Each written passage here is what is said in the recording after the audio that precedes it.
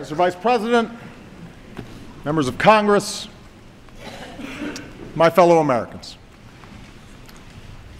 Tonight marks the 8th year that I've come here to report on the State of the Union. And for this final one, I'm going to try to make it a little shorter.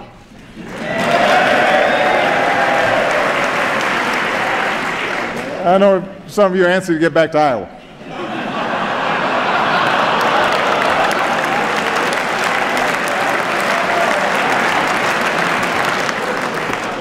I've been there. I'll be shaking hands afterwards if you want some tips.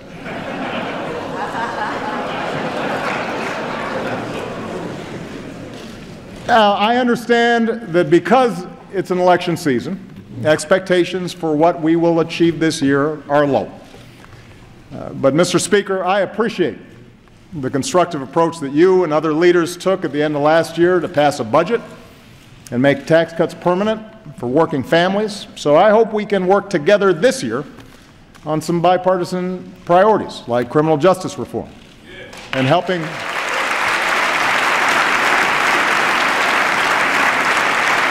people who are battling prescription drug abuse and heroin abuse.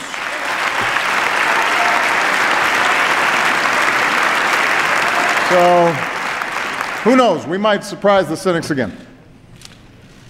But tonight, I want to go easy on the traditional list of proposals for the year ahead. Don't worry, I've got plenty.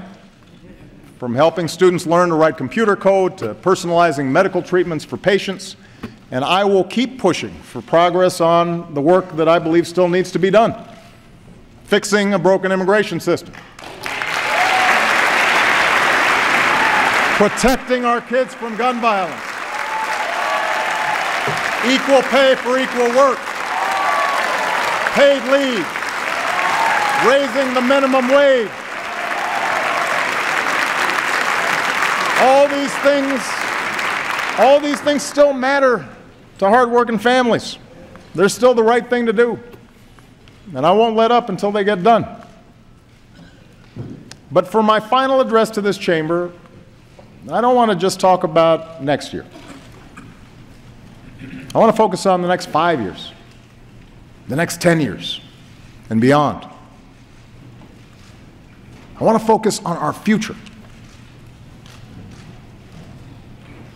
We live in a time of extraordinary change. Change that's reshaping the way we live, the way we work, our planet, our place in the world. It's change that promises amazing medical breakthroughs, but also economic disruptions that strain working families. It promises education for girls in the most remote villages, but also connects terrorists plotting an ocean away. It's change that can broaden opportunity or widen inequality. And whether we like it or not, the pace of this change will only accelerate. America's been through big changes before. Wars and depression, the influx of new immigrants, workers fighting for a fair deal, movements to expand civil rights. Each time, there have been those who told us to fear the future, who claimed we could slam the brakes on change, who promised to restore past glory if we just got some group or idea that was threatening America under control. And each time we overcame those fears. We did not, in the words of Lincoln, adhere to the dogmas of the quiet past. Instead, we thought anew and acted anew. We made change work for us, always extending America's promise outward to the next frontier, to more people. And because we did, because we saw opportunity where others saw peril, we emerged stronger and better than before. What was true then can be true now. Our unique strengths as a nation, our optimism and work ethic, our spirit of discovery, our diversity, our commitment to rule of law. These things give us everything we need to ensure prosperity and security for generations to come. In fact, it's in that spirit that we have made progress these past 7 years. That's how we recovered from the worst economic crisis in generations.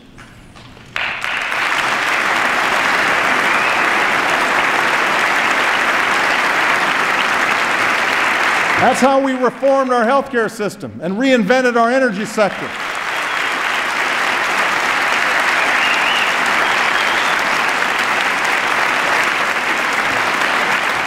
That's how we delivered more care and benefits to our troops coming home and our veterans. That's how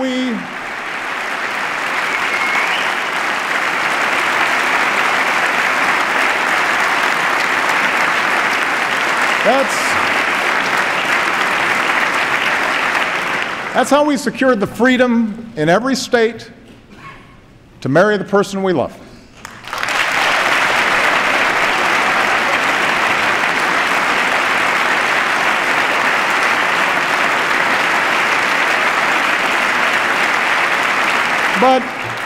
But such progress is not inevitable. It's the result of choices we make together. And we face such choices right now. Will we respond to the changes of our time with fear, turning inward as a nation, turning against each other as a people? Or will we face the future with confidence in who we are, in what we stand for, and the incredible things that we can do together? So let's talk about the future. And 4 big questions that I believe we as a country have to answer, regardless of who the next president is or who controls the next Congress. First, how do we give everyone a fair shot at opportunity and security in this new economy?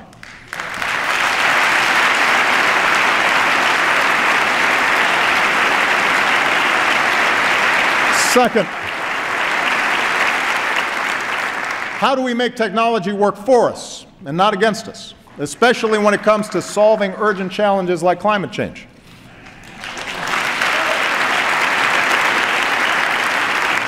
Third, how do we keep America safe and lead the world without becoming its policeman?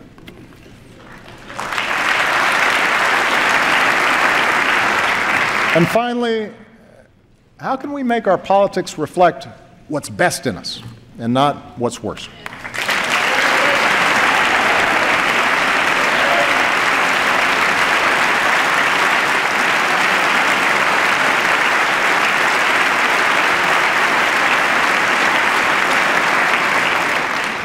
Let me start with the economy and a basic fact.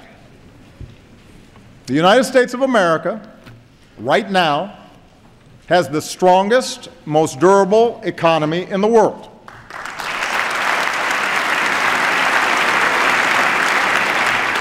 We're in the middle of the longest streak of private sector job creation in history.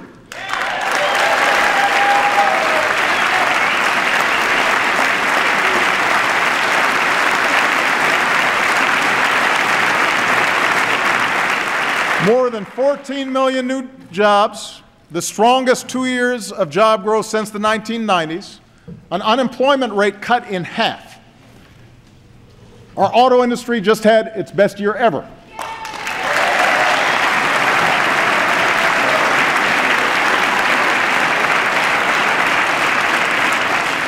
That's just part of a manufacturing surge that's created nearly 900,000 new jobs in the past 6 years. And we've done all this while cutting our deficits by almost 3/4.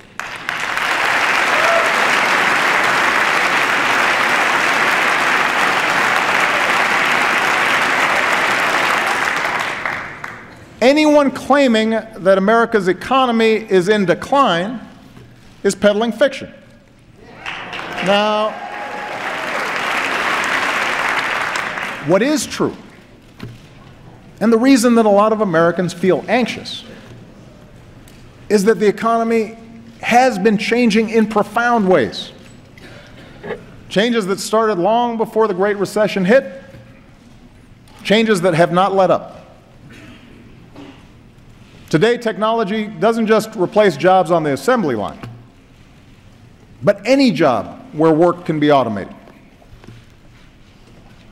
Companies in a global economy can locate anywhere, and they face tougher competition.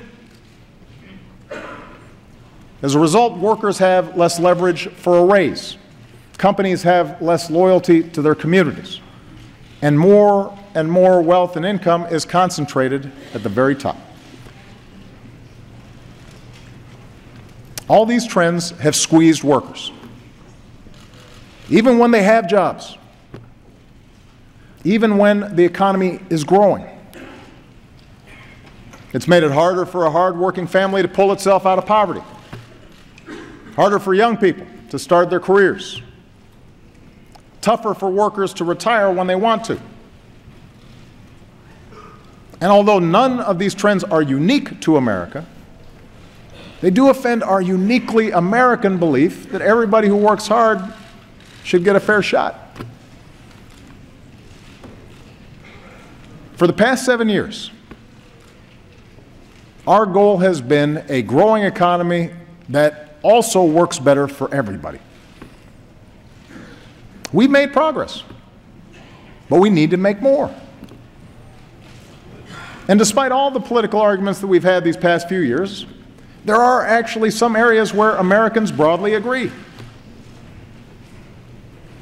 We agree that real opportunity requires every American to get the education and training they need to land a good-paying job. The bipartisan reform of No Child Left Behind was an important start. And together we've increased early childhood education, lifted high school graduation rates to new highs, boosted graduates in fields like engineering.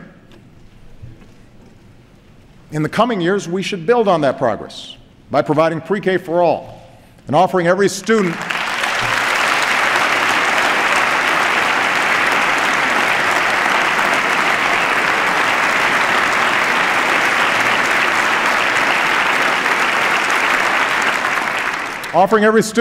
the hands-on computer science and math classes that make them job ready on day one.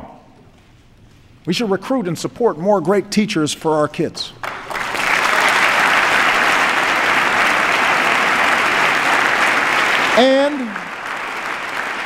And we have to make college affordable for every American.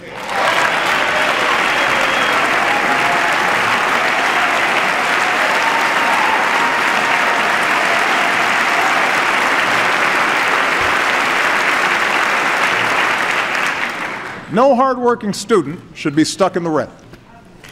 We've already reduced student loan payments to 10% of a borrower's income. And that's good. But now we've actually got to cut the cost of college.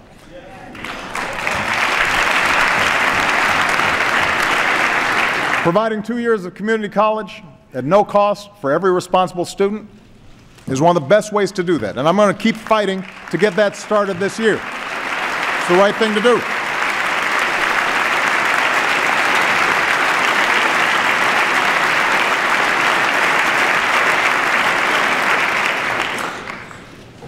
But a great education isn't all we need in this new economy.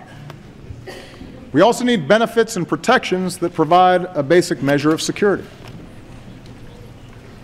It's not too much of a stretch to say that some of the only people in America who are going to work the same job in the same place with a health and retirement package for 30 years are sitting in this chamber.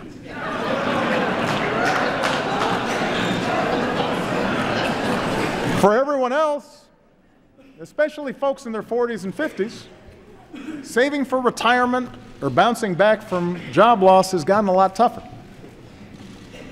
Americans understand that at some point in their careers, in this new economy, they may have to retool, they may have to retrain, but they shouldn't lose what they've already worked so hard to build in the process. That's why Social Security and Medicare are more important than ever. We shouldn't weaken them, we should strengthen them.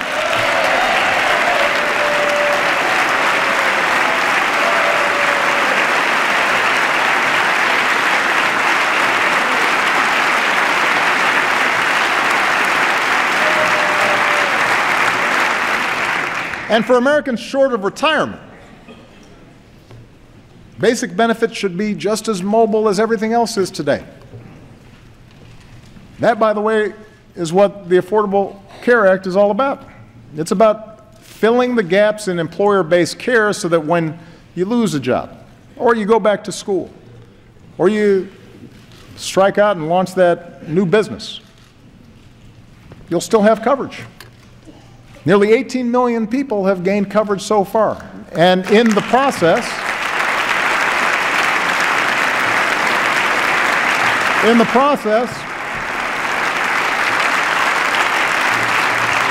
healthcare inflation has slowed, and our businesses have created jobs every single month since it became law. Now, I'm guessing we won't agree on healthcare anytime soon. But, oh, applause right there. Just a guess. But there should be other ways parties can work together to improve economic security. Say a hardworking American loses his job. We shouldn't just make sure that he can get unemployment insurance. We should make sure that program encourages him to retrain for a business that's ready to hire him. If that new job doesn't pay as much, there should be a system of wage insurance in place so that he can still pay his bills. And even if he's going from job to job, he should still be able to save for retirement and take his savings with him. That's the way we make the new economy work better for everybody. I also know Speaker Ryan has talked about his interest in tackling poverty. America is about giving everybody willing to work a chance, a hand up. And I'd welcome a serious discussion about strategies we can all support, like expanding tax cuts for low-income workers who don't have children.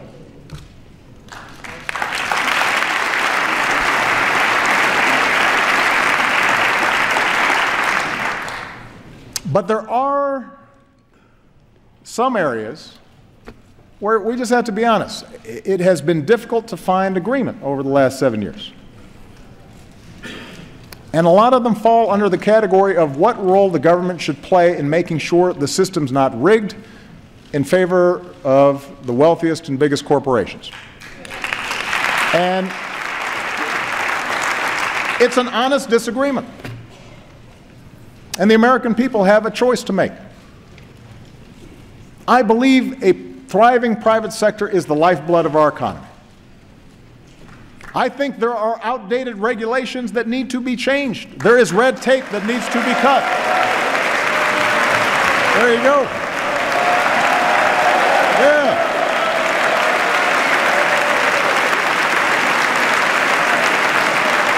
See?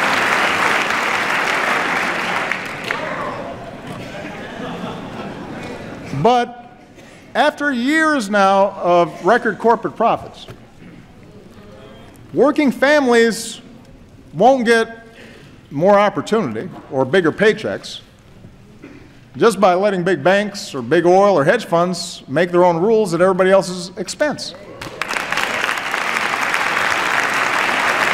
But middle-class families are not going to feel more secure because we allowed a tax on collective bargaining to go unanswered. Food stamp recipients did not cause the financial crisis. Recklessness on Wall Street did.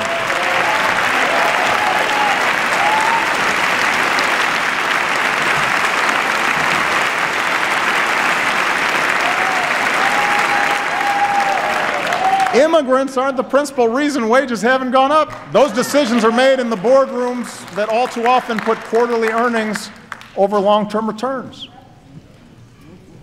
It's sure not the average family watching tonight that avoids paying taxes through offshore accounts. The point is, I believe that in this new economy, workers and startups and small businesses need more of a voice, not less. The rules should work for them. And I'm not alone in this.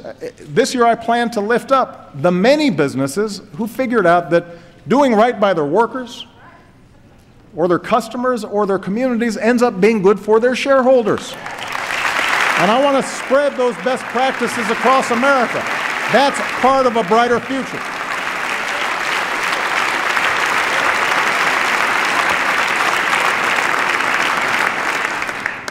In fact, it turns out many of our best corporate citizens are also our most creative. And this brings me to the second big question we as a country have to answer. How do we reignite that spirit of innovation to meet our biggest challenges? 60 years ago, when the Russians beat us into space, we didn't deny Sputnik was up there.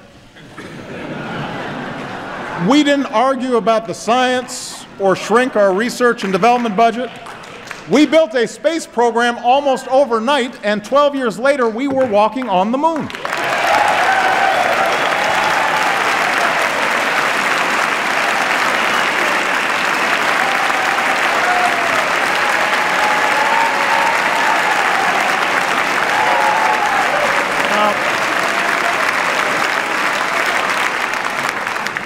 That spirit of discovery is in our DNA. America is Thomas Edison and the Wright brothers and George Washington Carver. America is Grace Hopper and Katherine Johnson and Sally Ride. America is every immigrant and entrepreneur from Boston to Austin to Silicon Valley racing to shape a better future. That's who we are. And over the past 7 years, we've nurtured that spirit. We've protected an open internet and taken bold new steps to get more students and low-income Americans online. We've launched next-generation manufacturing hubs and online tools that give an entrepreneur everything he or she needs to start a business in a single day. But we can do so much more.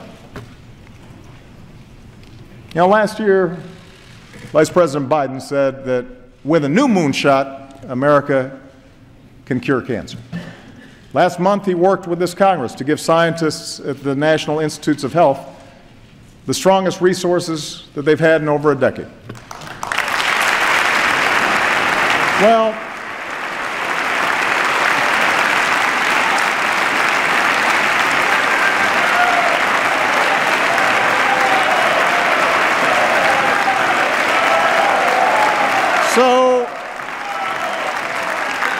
So tonight I'm announcing a new national effort to get it done. And because he's gone to the mat for all of us on so many issues over the past 40 years, I'm putting Joe in charge of mission control. For the loved ones we've all lost, for the families that we can still save, let's make America the country that cures cancer once and for all. What do you think, Joe? Make it happen.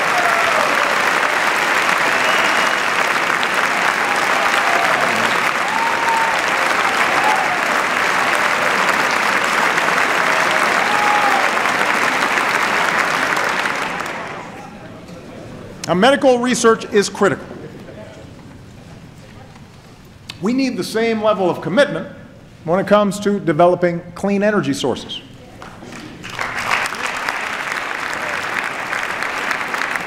Look, if anybody still wants to dispute the science around climate change, have at it. You will be pretty lonely because you'll be debating our military, most of America's business leaders, the majority of the American people, almost the entire scientific community, and 200 nations around the world who agree it's a problem and intend to solve it. But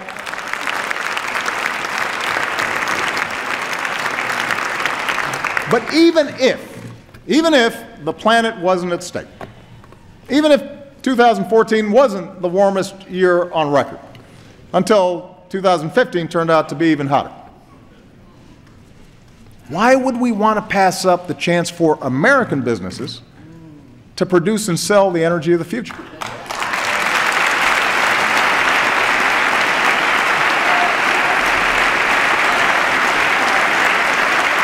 Listen, 7 years ago, we made the single biggest investment in clean energy in our history. Here are the results.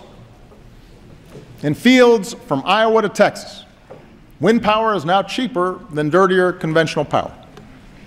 On rooftops from Arizona to New York, solar is saving Americans tens of millions of dollars a year on their energy bills and employs more Americans than coal in jobs that pay better than average. We're taking steps to give homeowners the freedom to generate and store their own energy, something, by the way, that environmentalists and Tea Partiers have teamed up to support. And meanwhile, we've cut our imports of foreign oil by nearly 60% and cut carbon pollution more than any other country on earth.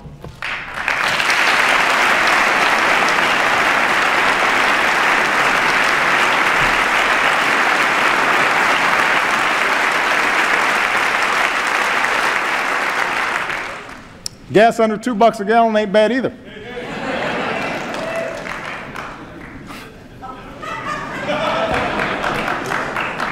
Now we've got to accelerate the transition away from old, dirtier energy sources. Rather than subsidize the past, we should invest in the future, especially in communities that rely on fossil fuels. We do them no favor when we don't show them where the trends are going. And that's why I'm going to push to change the way we manage our oil and coal resources so that they better reflect the cost they impose on taxpayers and our planet. And that way we put money back into those communities and put tens of thousands of Americans to work building a 21st century transportation system.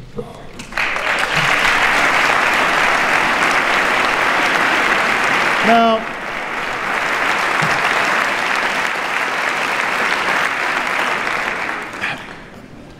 none of this is going to happen overnight.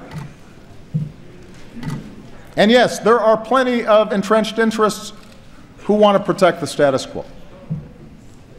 But the jobs we'll create, the money we'll save, the planet we'll preserve, that is the kind of future our kids and our grandkids deserve. And it's within our grasp. Now, climate change is just one of many issues where our security is linked to the rest of the world. And that's why the third big question that we have to answer together is how to keep America safe and strong without either isolating ourselves or trying to nation build everywhere there's a problem. I told you earlier, all the talk of America's economic decline is political hot air. Well, so is all the rhetoric you hear about our enemies getting stronger and America getting weaker. Let me tell you something.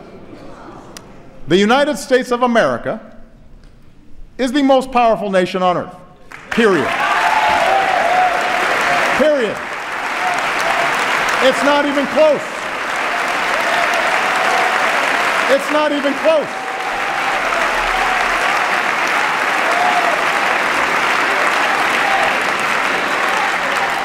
It's not even close. We spend more on our military than the next 8 nations combined. Our troops are the finest fighting force in the history of the world.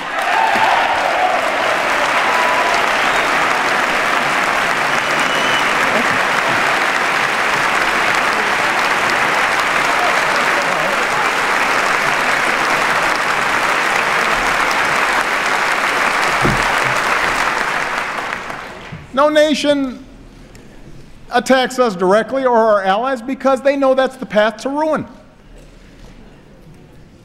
Surveys show our standing around the world is higher than when I was elected to this office, and when it comes to every important international issue.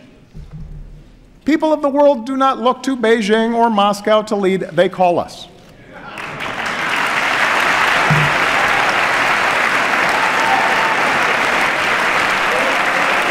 So,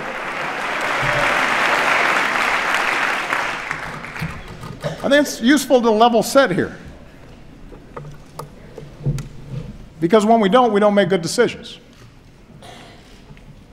Now, as someone who begins every day with an intelligence briefing, I know this is a dangerous time. But that's not primarily because of some looming superpower out there, and it's certainly not because of diminished American strength. In today's world, we're threatened less by evil empires and more by failing states. The Middle East is going through a transformation that will play out for a generation, rooted in conflicts that date back millennia. Economic headwinds are blowing in from a Chinese economy that is in significant transition.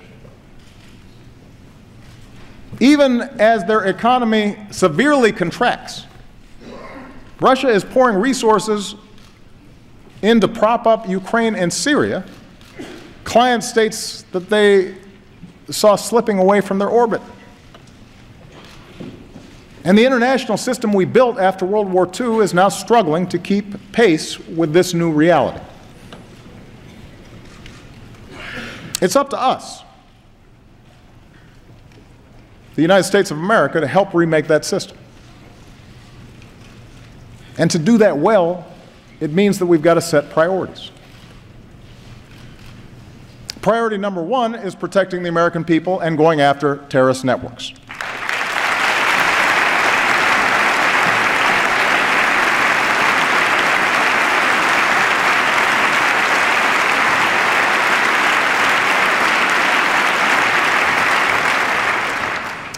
Both al-Qaeda and now ISIL pose a direct threat to our people because in today's world, even a handful of terrorists who place no value on human life, including their own, can do a lot of damage.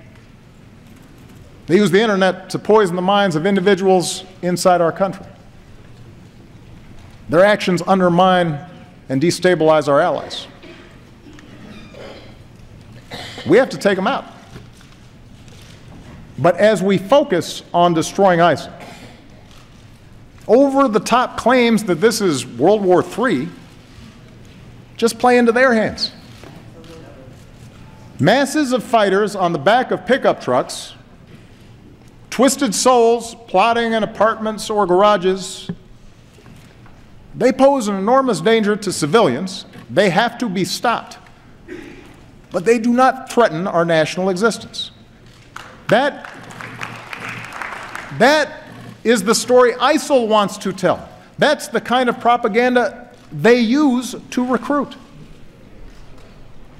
We don't need to build them up to show that we're serious. And we sure don't need to push away vital allies in this fight by echoing the lie that ISIL is somehow representative of one of the world's largest religions.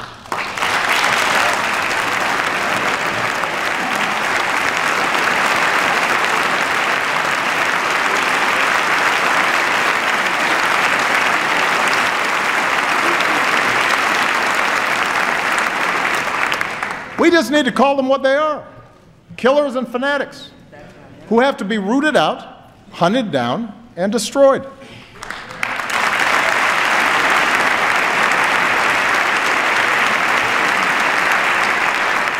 And that's exactly what we're doing.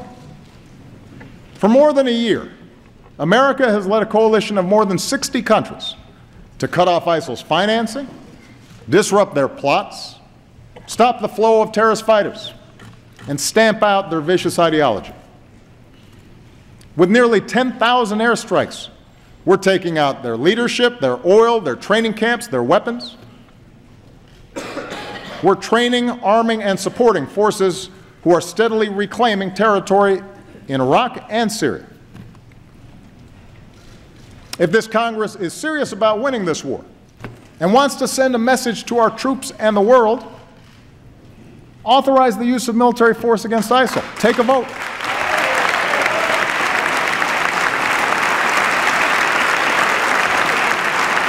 Take a vote.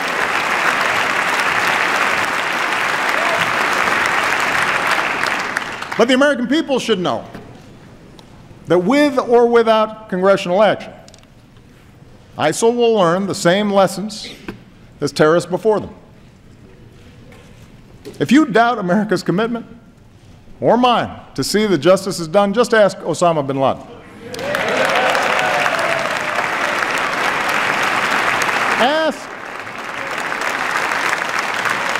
Ask the leader of al-Qaeda in Yemen, who was taken out last year, or the perpetrator of the Benghazi attacks, who sits in a prison cell. When you come after Americans, we go after you. And it may take time, but we have long memories, and our reach has no limits.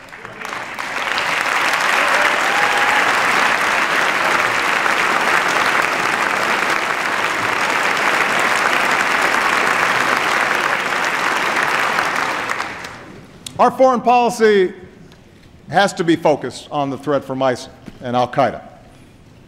But it can't stop there. For even without ISIL, even without al-Qaeda, instability will continue for decades in many parts of the world. In the Middle East, in Afghanistan and parts of Pakistan, in parts of Central America and Africa and Asia.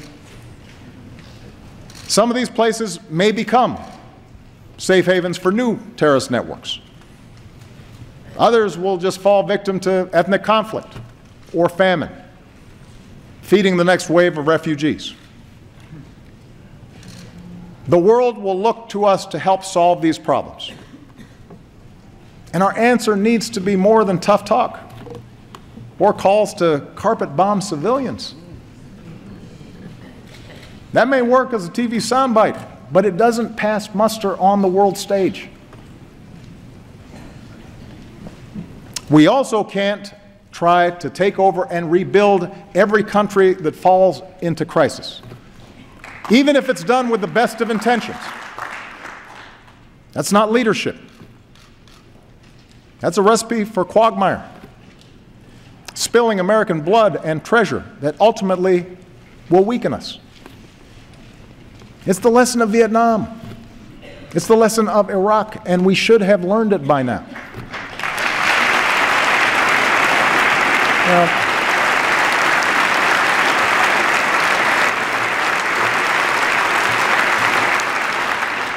Fortunately, there is a smarter approach, a patient and disciplined strategy that uses every element of our national power. It says America will always act, alone if necessary, to protect our people and our allies. But on issues of global concern, we will mobilize the world to work with us and make sure other countries pull their own weight. That's our approach to conflicts like Syria, where we're partnering with local forces and leading international efforts to help that broken society pursue a lasting peace. That's why we built a global coalition with sanctions and principled diplomacy to prevent a nuclear-armed Iran. And as we speak, Iran has rolled back its nuclear program, shipped out its uranium stockpile, and the world has avoided another war.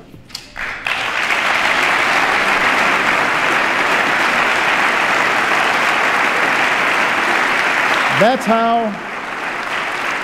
how we stopped the spread of Ebola in West Africa.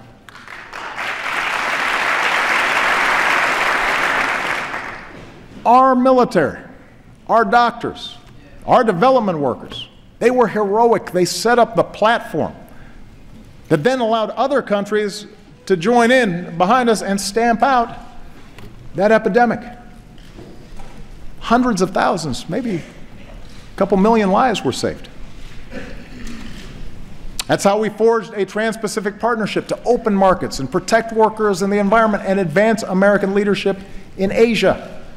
It cuts 18,000 taxes on products made in America, which will then support more good jobs here in America. With TPP, China does not set the rules in that region, we do. You want to show our strength in this new century? Approve this agreement. Give us the tools to enforce it. It's the right thing to do.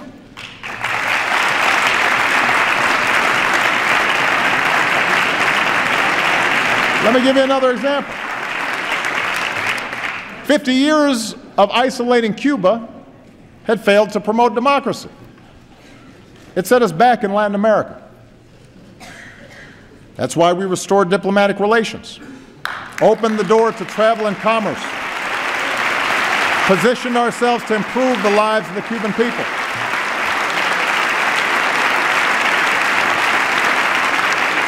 So if you want to consolidate our leadership and credibility in the hemisphere, recognize that the Cold War is over. Lift the embargo.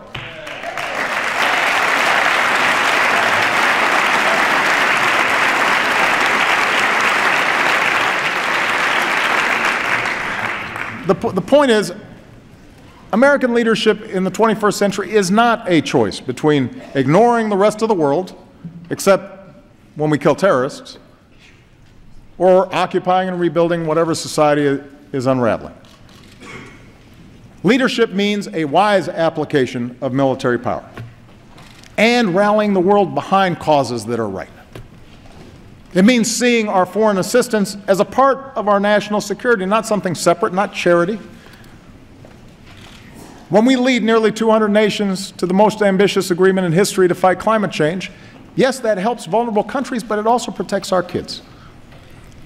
When we help Ukraine defend its democracy, or Colombia resolve a decades-long war, that strengthens the international order we depend on. When we help African countries feed their people and care for the sick, it's the right thing to do, and it prevents the next pandemic from reaching our shores. You know, right now we're on track to end the scourge of HIV/AIDS. That's within our grasp. And we have the chance to accomplish the same thing with malaria, something I'll be pushing this Congress to fund this year.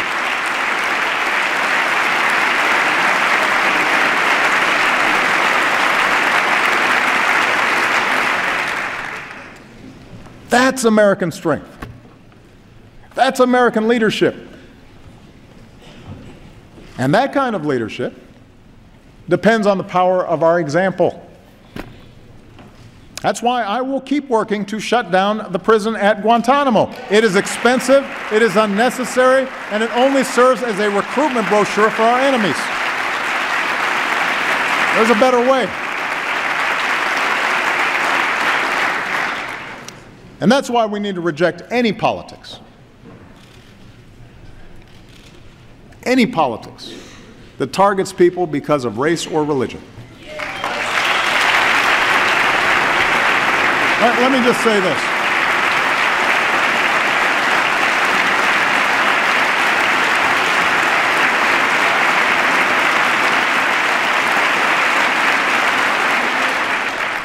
This is not a matter of political correctness. This is a matter of understanding just what it is that makes us strong. The world respects us not just for our arsenal. It respects us for our diversity and our openness and the way we respect every faith. His Holiness Pope Francis told this body, from the very spot that I'm standing on tonight, that to imitate the hatred and violence of tyrants and murderers is the best way to take their place. When politicians insult Muslims, whether abroad or our fellow citizens, when a mosque is vandalized, or a kid is called names, that doesn't make us safer. That's not telling it like it is. It's just wrong. It diminishes us in the eyes of the world. It makes it harder to achieve our goals. It betrays who we are as a country.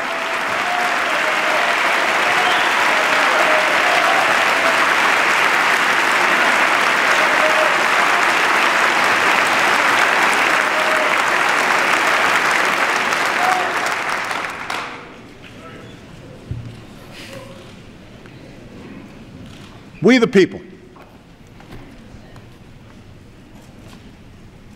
Our Constitution begins with those three simple words. Words we've come to recognize mean all of the people, not just some. Words that insist we rise and fall together.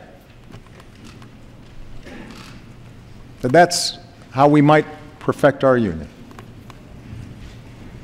And that brings me to the fourth and maybe most important thing that I want to say tonight. The future we want, all of us want. Opportunity and security for our families, a rising standard of living, a sustainable, peaceful planet for our kids. All that is within our reach. But it will only happen if we work together. It will only happen if we can have rational, constructive debates. It will only happen if we fix our politics. A better politics doesn't mean we have to agree on everything. This is a big country. Different regions, different attitudes, different interests. That's one of our strengths too.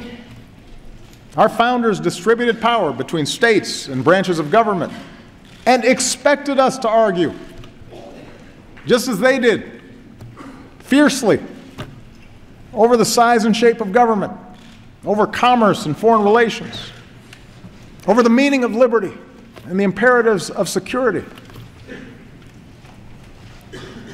But democracy does require basic bonds of trust between its citizens. It doesn't work if we think the people who disagree with us are all motivated by malice. It doesn't work if we think that our political opponents are unpatriotic or trying to weaken America. Democracy grinds to a halt without a willingness to compromise, or when even basic facts are contested, or when we listen only to those who agree with us. Our public life withers when only the most extreme voices get all the attention.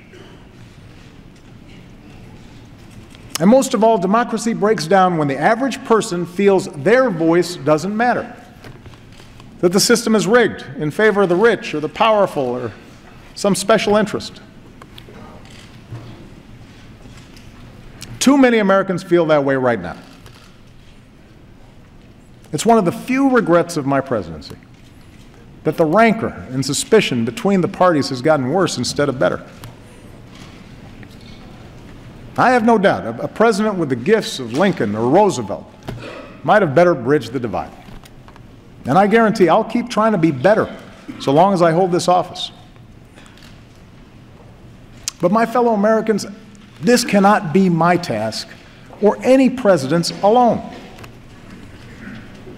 There are a whole lot of folks in this chamber, good people, who would like to see more cooperation, would like to see a more elevated debate in Washington, but feel trapped by the imperatives of getting elected, by the noise coming out of your base. I know, you've told me. It's the worst kept secret in Washington. And a lot of you aren't enjoying being trapped in that kind of rancor. But that means if we want a better politics, and I'm addressing the American people now, if we want a better politics, it's not enough just to change a congressman or change a senator or even change a president. We have to change the system to reflect our better selves. I think we've got to end the practice of drawing our congressional districts so that politicians can pick their voters and not the other way around. Let a bipartisan group do it.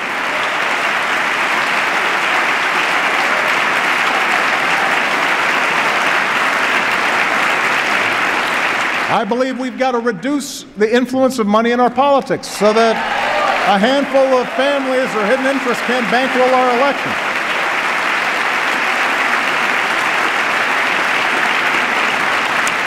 And if our existing approach to campaign finance reform can't pass muster in the courts, we need to work together to find a real solution, because it's a problem. And most of you don't like raising money. I know. I've done it. We've got to make it easier to vote, not harder. We need to modernize it for the way we live now.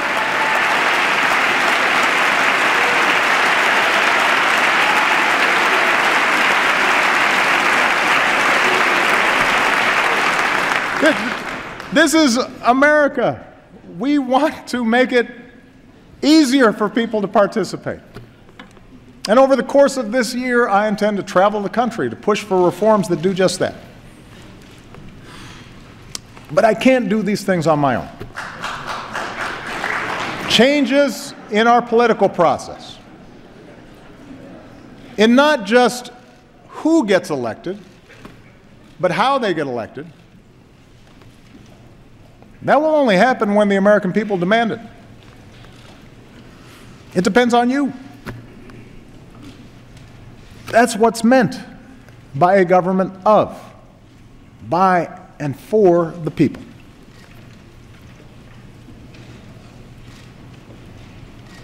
What I'm suggesting is hard. It's a lot easier to be cynical,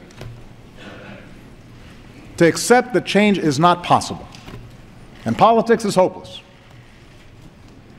And the problem is, all the folks who are elected don't care.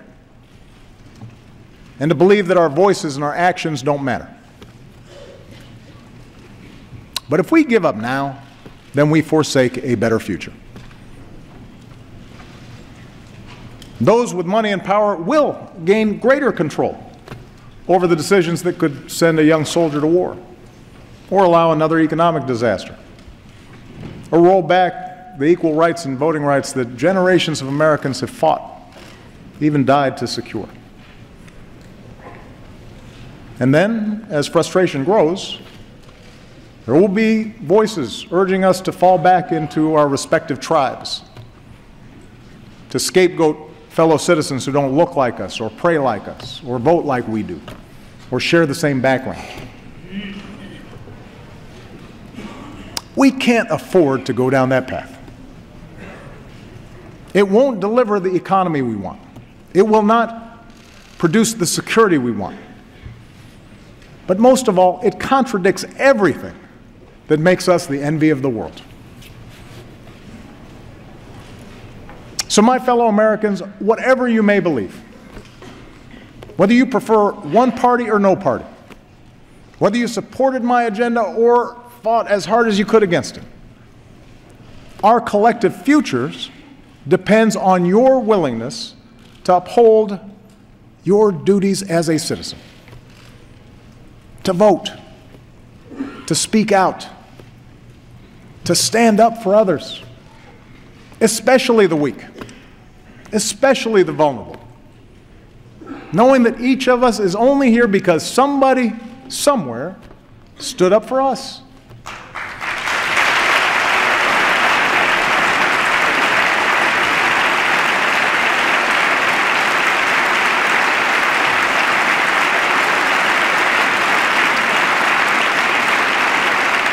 We need every American to stay active in our public life, and not just during election time, so that our public life reflects the goodness and the decency that I see in the American people every single day. It is not easy.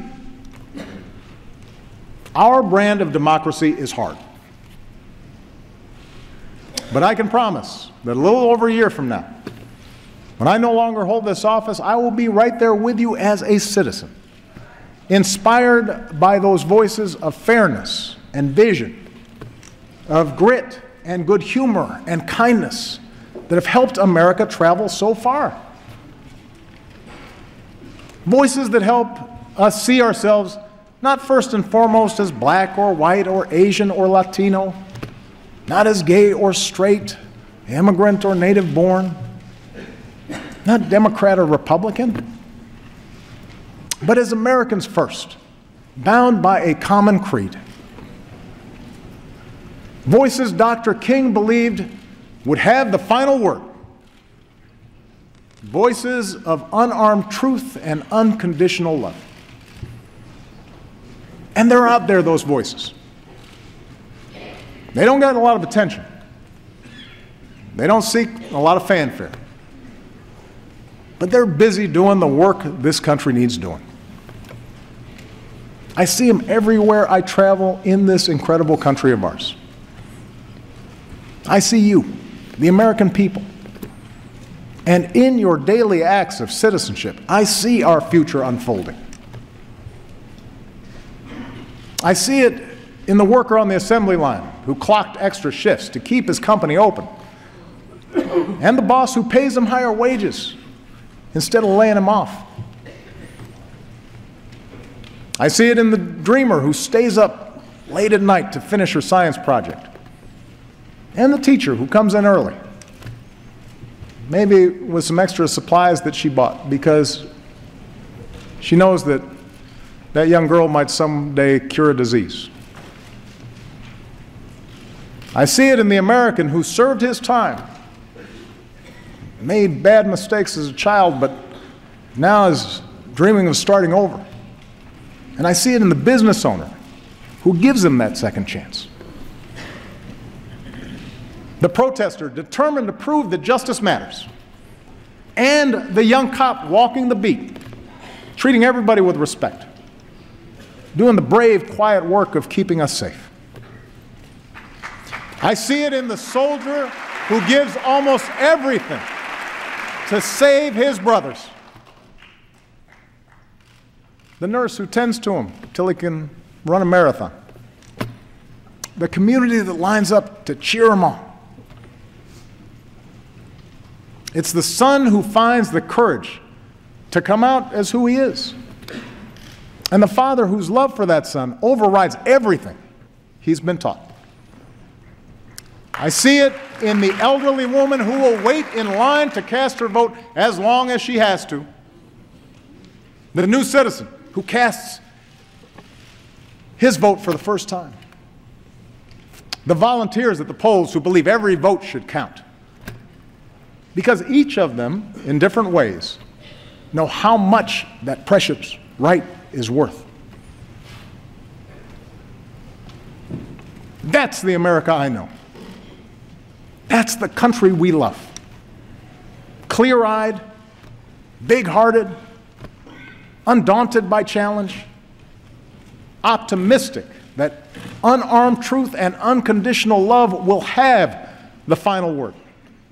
That's what makes me so hopeful about our future. I believe in change because I believe in you, the American people. And that's why I stand here as confident as I have ever been that the state of our union is strong. Thank you. God bless you. God bless the United States of America.